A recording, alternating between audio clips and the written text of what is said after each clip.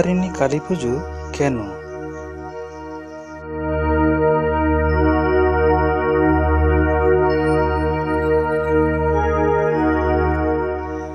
আমরা সম্প্রতি একটি গ্রামের মধ্যে অনুষ্ঠিত দুটো মন্দিরে উপস্থিত হওয়ার সুযোগ পেয়েছিলাম। বস্তুত এটা ছিল ফলহারিণী কালী পুজোর তিথি। খুব বেশি ক্লিপ আমরা নিইনি, তবু অল্প কথায় আসুন আমরা ফলহারিণী কালী পুজোর বিষয়ে কিছু জেনে নিই।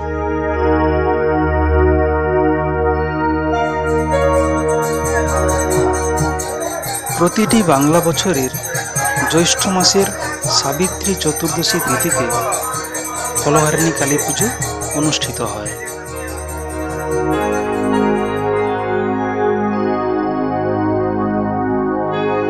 ভক্তগণ ও সাধারণ গৃহী মানুষ যখন কোনো দেবদেবীর পুজো অর্চনা করেন, তখন তারা মূলত সেটা করেন কোনো না কোনো অভিপ্রায় সামনে রেখে।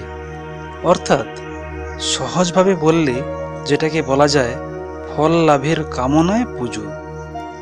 কারুর কামনা অর্থ, কারো বা যশ, কেউ পুজো করেন সন্তানের মঙ্গল কামনায়, কেউ বা বিশ্ব নিখিলের সার্বিক মঙ্গলের জন্য। এটা সবসময়ই নির্ভর করে মানুষের স্ব প্রকৃতি সত্তার উপর।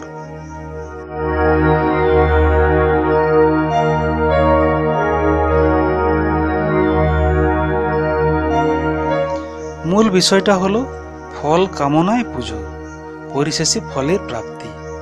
কিন্তু ফলহারিণী কালীমাতার পুজোর সময়ে ব্যাপারটা ঠিক তা নয়। নামেই সেটা পরিষ্কার, ফলহারিণী কালী পুজো, অর্থাৎ মা এখানে ফল দানের পরিবর্তে ফল হরণ করেন। প্রশ্ন ওঠে, তাহলে কেন এই পুজো? আসলে এখানেই এর ব্যাপ্ততা।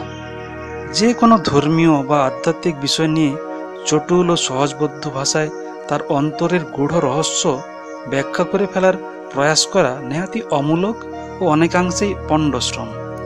তাই সেই অপচেষ্টায় না গিয়ে মোটামুটিভাবে বলা যায় যে যখনই কোনো ভক্ত, সাধারণ গৃহী বা উচ্চকোটির কোনো সাধু সজ্জন পুজোর সময় কিছু প্রত্যাশা করেন ও সেটা প্রাপ্ত হন, প্রকারান্তরে সেটা তাকে পার্থিব মায়ায় আরও বেশি করে বাঁধে, যার অর্থ লব্ধ ফলের ভোগ সম্পন্ন ও সম্পূর্ণ হলে আবার নতুন করে হিসেবের শুরু, নতুন করে জন্ম জন্মান্তরের বাঁধনডোরে বাঁধা পড়া।